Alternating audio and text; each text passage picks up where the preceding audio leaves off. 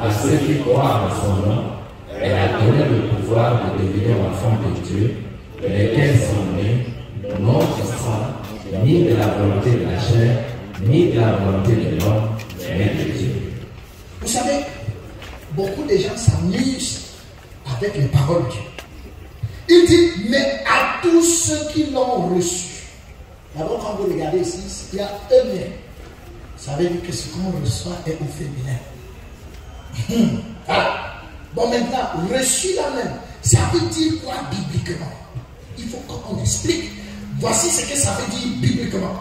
Est-ce qu'on peut lire ensemble Matthieu 13, verset 3, 1, 2 et 3. C'est celui qui entend la parole et la comprend.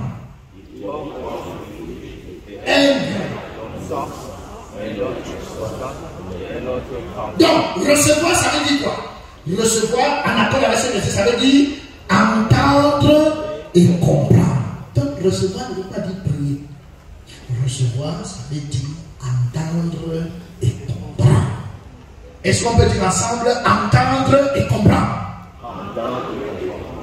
Dieu dit celui qui. Donc, on peut bien remplacer dans notre texte de départ. On peut donc dire clairement, on peut dire ici clairement, mais à tous ceux qui l'ont entendu et l'ont comprise, à ceux qui croient en son nom, elle a donné le pouvoir de devenir enfant de Dieu.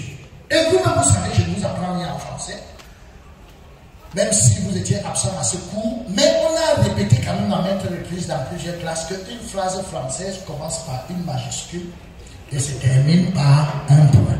Donc ici, la phrase commence ici, voilà la majuscule. Le point n'est pas ici.